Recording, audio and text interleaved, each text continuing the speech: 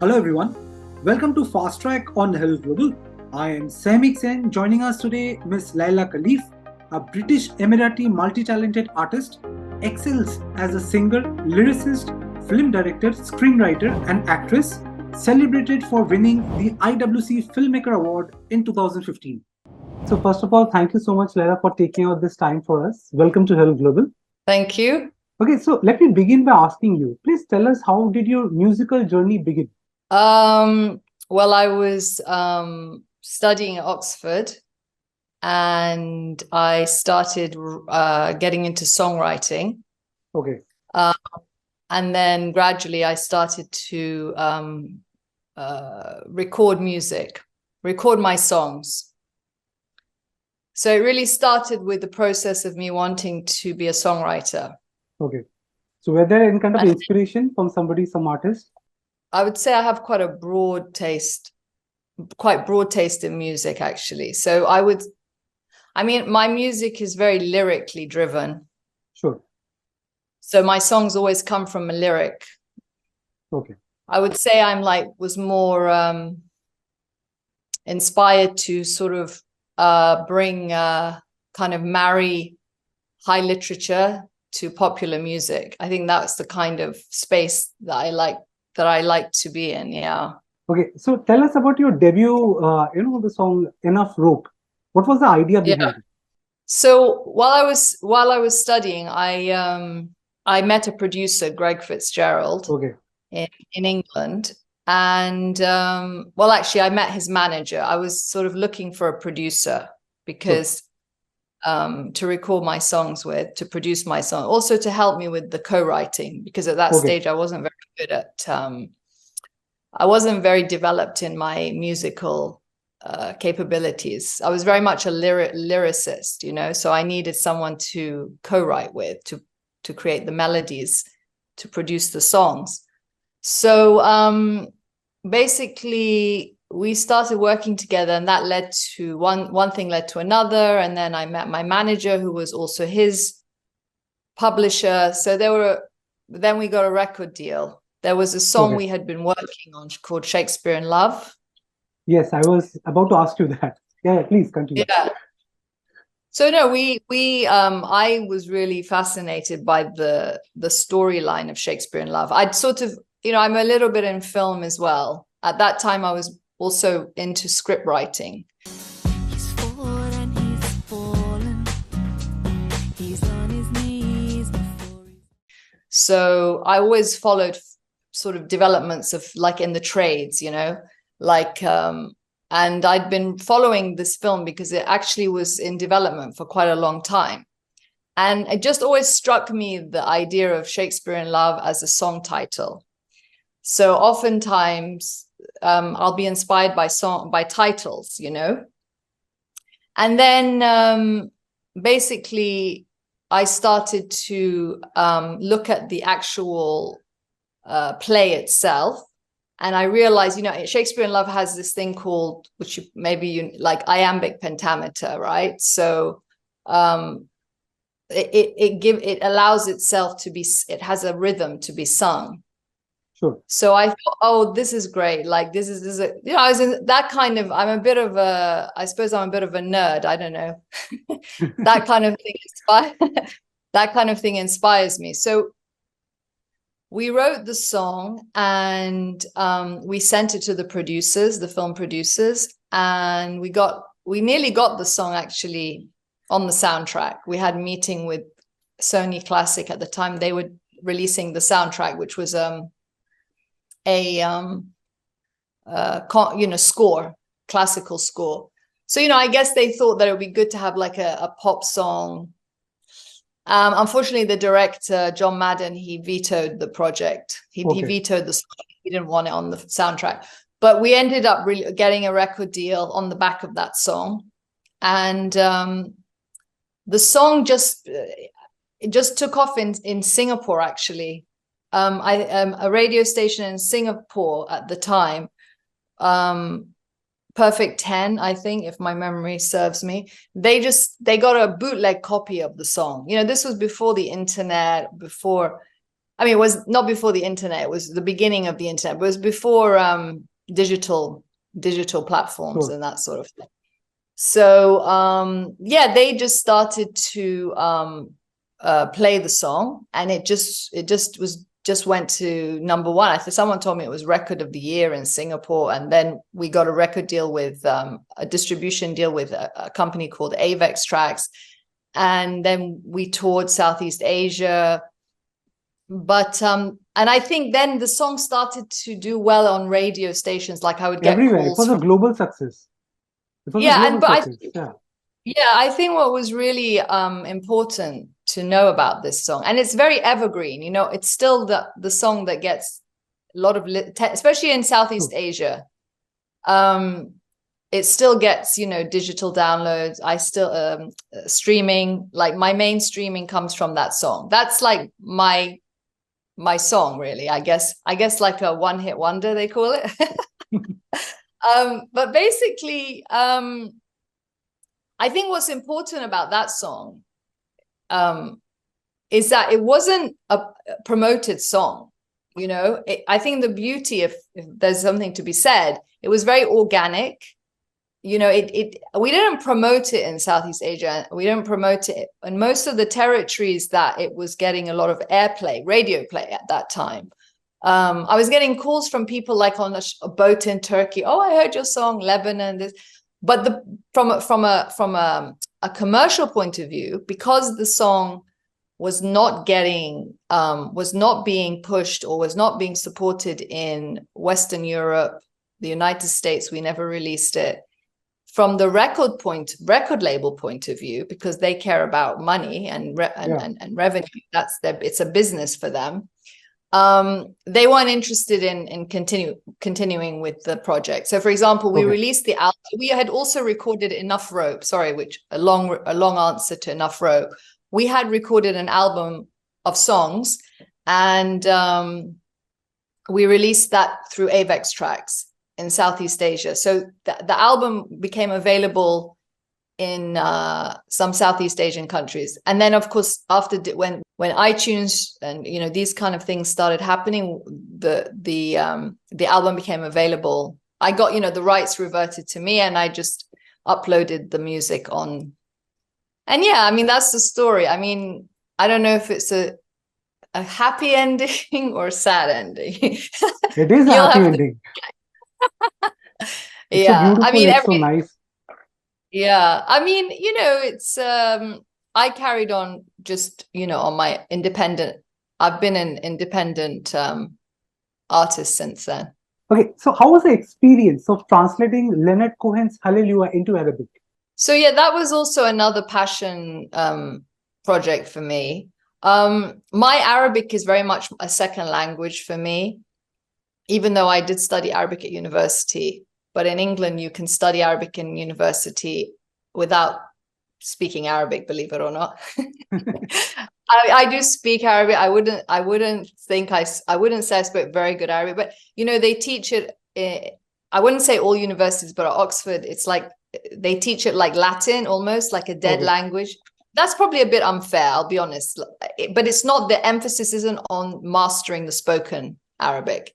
And so I did literature. So all of my most of my material was we translate it. So it's like studying literature. It could be any language because it's in English. We use the English. And but what I will say is that studying at Oxford, the way we study Arabic from its roots. You know, like Arabic has trilateral roots. So we use Hans Gehr dictionary. So funnily enough, like native Arab speakers don't necessarily approach Arabic like that. You know, a word that connects to another word through its root or its forms doesn't necessarily, what's the word? It doesn't necessarily connect those words. There's a reason. I'm not good taking you down a rabbit hole. There's a reason to this. It'll get to Hallelujah.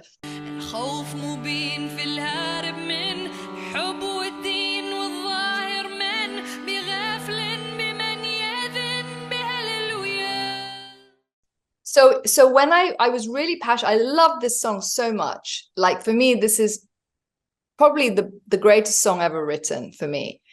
And I really wanted to do an Arabic translation. So I spent like a few years on this, struggling with my dictionary. And I'd go to the university. There's I don't know if it's still called the Al Ain University, the UAE, and I would ask I would sort of hunt down professor, and I'd be like, can I use this form of this word? And he'd look at me like really strangely, like, well, it's not used commonly, but it's technically correct because it comes from this root. So it exists as a form of this word, which I had to do because the main issue is that when you translate a song, you have to follow the melody, right? Yeah. So at some point I gave up on speaking to translators because when I would ask people to translate it for me, they would give me a whole new different melody. I'd say, well, that doesn't work. So I had to be unorthodox. I sent so when you get permission for a translated song, you have to send your new version translated back. So like, obviously when I send them the Arabic, but I also sent them the English version of the Arabic, because translation, it's rewriting. So if you read my English translation of my Arabic, it's different. There's like slight differences. It has a different sensibility. I mean, it's close. So I was really happy when they, God bless his soul, he's dead now, but he passed away, I think, a year ago, Leonard Cohen. But they cleared it for me, which I was really happy about. And yeah, I released it. Actually, at the time I released it, I think people have calmed down a bit now because, this is sort of people are more used to communicating. But at the time, I took it down, to be honest, because I was getting a lot of controversial comments. And I, I was getting comments like it was quite amusing, actually. It was not amusing, but you know what I mean? It was quite interesting. It's quite a window on things. Like, for example, people were having arguments about like, no, this is Arabic. No, it's not Arabic. Yes, it's classical Arabic. No, she's Jewish. No, she's Muslim. No, she's not Muslim. She's not Arab. No, she's from North Africa. No, I think like literally, they were like typical social media.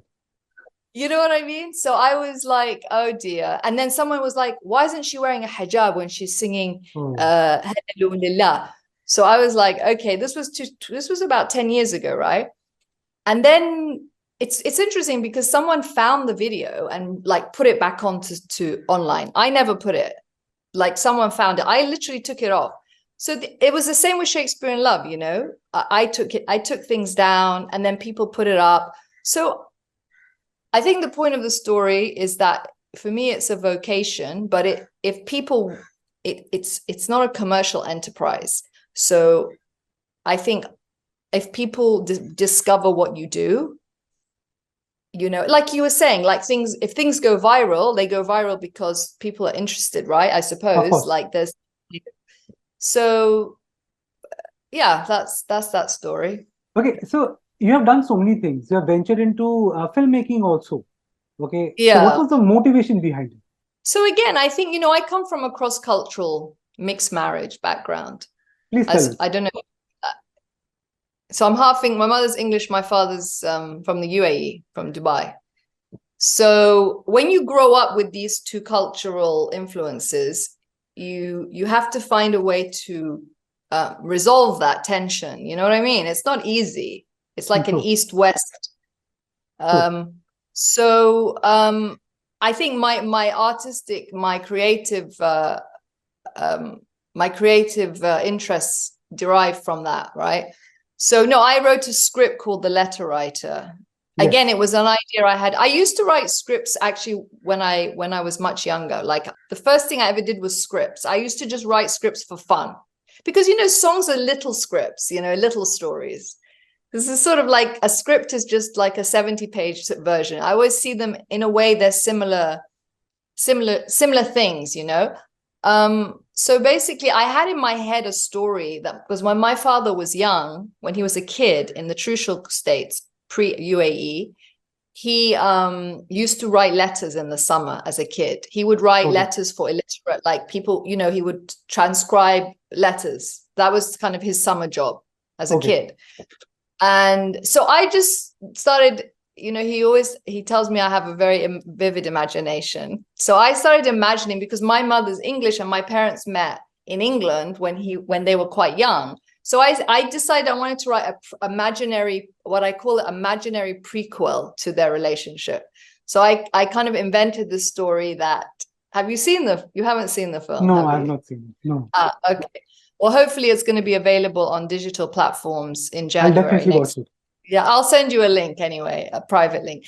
Anyway, so I created a story where one of his customers is in love with this English woman, but his customer can't write English.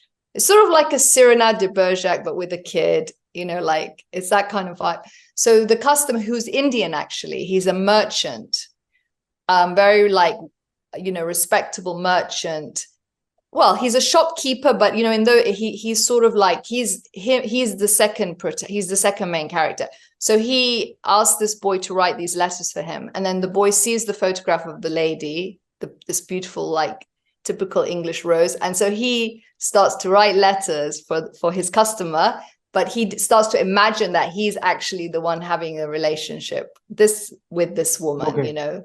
And then she comes, and then the spoil, obviously he then sort of tricks his customer in a way, and then the woman returns, and you can imagine it didn't end well for anyone.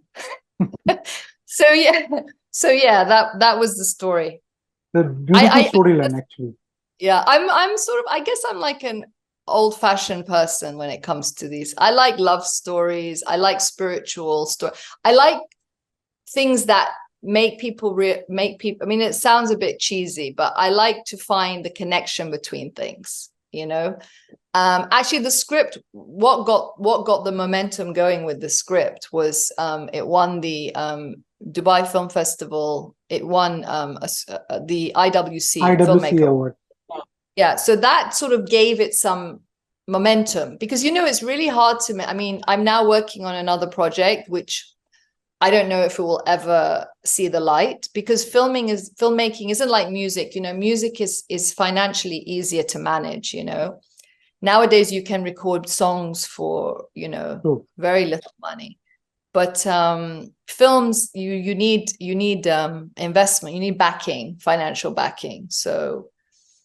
But I mean, also Letter Writer did get Film London. It did get Breakthrough Strand for Film London. But to be honest, I had a lot of struggle getting distribution for the film, and the COVID era was very damaging cinemas. So, but I'll just be happy if it gets so if people can, because also the people that were involved in the project, the actors, you want people to be able to feel a sense of reward and accomplishment, because it was it's very challenging to make a film. Sure. So you just mentioned pandemic. So as a content creator, how did you cope with the entire situation? As a content creator, in terms of creating music or writing script, how was the situation? I mean, I'm trying to think. So I recorded my last album in 2019. I went to Nashville, and then during the COVID era, I released the album on digital platforms. And then, I think around mid-cycle, things started. I had some shows booked, like some small venues in England, because I'm based in England. And they got cancelled. But it didn't really affect me that much, because I wasn't recording during that period of time. It affected my film in terms of course. Because you see, one thing is creating things, and then that's the part one. And then part two is getting it to market, getting it to an audience, Yeah. That's the hard part. Especially during that time, the consumption was, the entire situation was so difficult for everyone. Yeah, I think that a lot of people were probably consuming more content, because they were at home. So I guess a lot of people were actually watching more films and listening to more music. I don't know. I'm a very I tend to spend a lot of time at home. So I'm always working on things at home. So I don't do I would like to do live shows, but I find things are more online now, actually. Don't you think? Of course. Only the Yeah. theaters suffered. The theaters basically where the movies and the cinemas get released. I think that suffered badly during the pandemic. Of course, online was booming. Yeah, exactly. We live in a very sort of topsy-turvy. Well, True. I don't know. That's another conversation, isn't it? Of course. Okay, so Lovers Don't Meet marked your return to music with a critical success. Okay, how was the collaboration with the entire team? So I went in the case of Lovers Don't Meet, I was again like writing songs as usual. Like I always have songs in development. So my songs can take years to finish. Like I start the idea, then I come back. So these were songs that I'd been working on for a few years. And then I finished them after I made my film. And then I had always wanted to go to Nashville to record. And so I found a producer in Nashville, a very good producer called Jason Hall. And he arranged the musicians, because in Nashville, they have a more old school style of making music. Their musicians are it's a lot of live music, like musician, and also they work together. So it doesn't take them long to learn the material. So he put together the team. Okay. There was 4 musicians, and I went there for 10 days and we recorded all the songs. I did the vocals, and yeah, that was it. One interesting thing that, when I was doing research on you, and I came across, you're an ambassador for Defense for Children International, okay, which is primarily for the victims of the war. And especially we are living in a time of, a lot of battles like Russia, Ukraine, and recently Israel. I mean, can you tell us what is the role? What is the expectations out of, this role itself?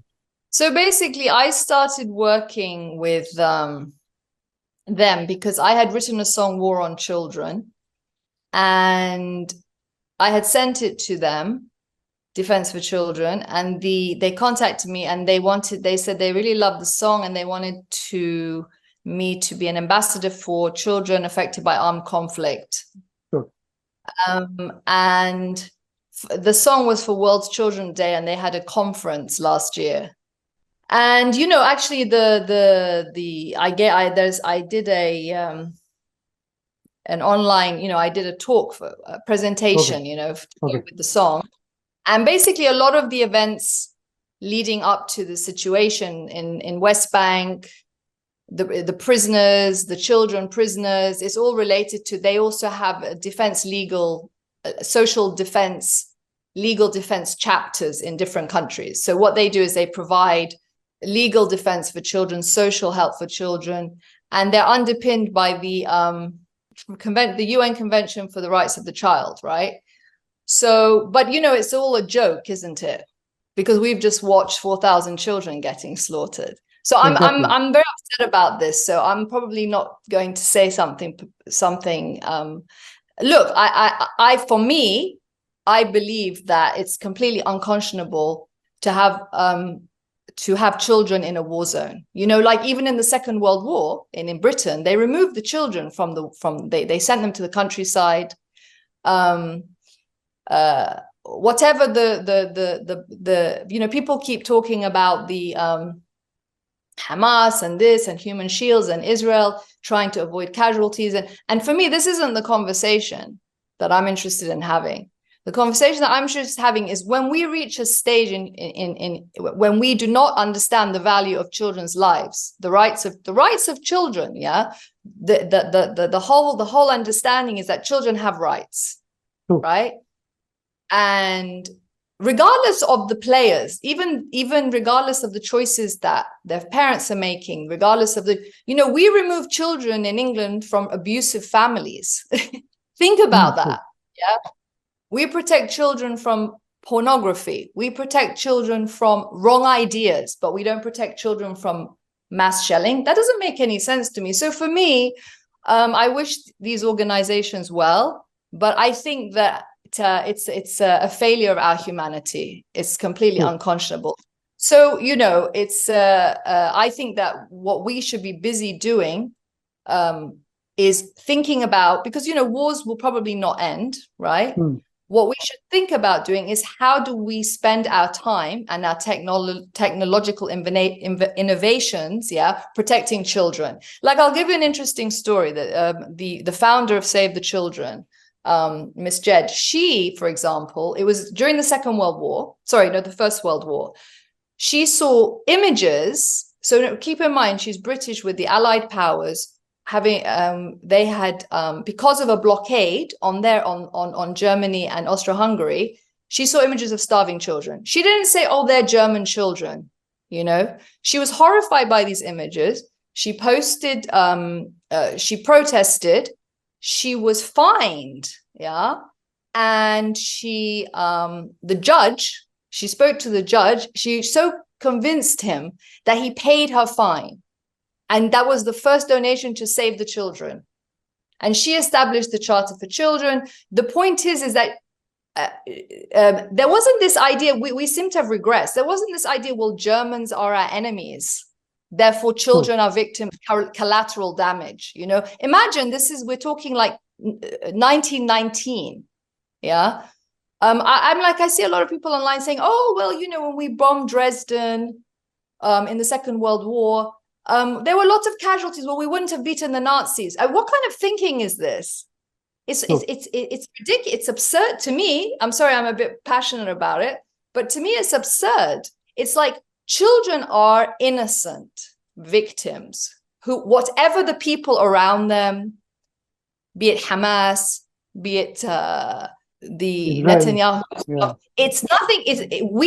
The whole point of the whole point of people like us is to find ways to remove children. If they could do it in the Second World War, if they can do it now, that very much possible now. Yes. You know what I'm saying? Yes. Completely. Why didn't we organize floating ships, or to me, everything should be done to focus on this issue moving. Like now we're powerless. I think our hearts are broken, in the world. There's nothing a bigger stain on our humanity than children suffering in this way. And I'm not, it's not, I understand that the children suffer in other places now, in Sudan and, in Yemen.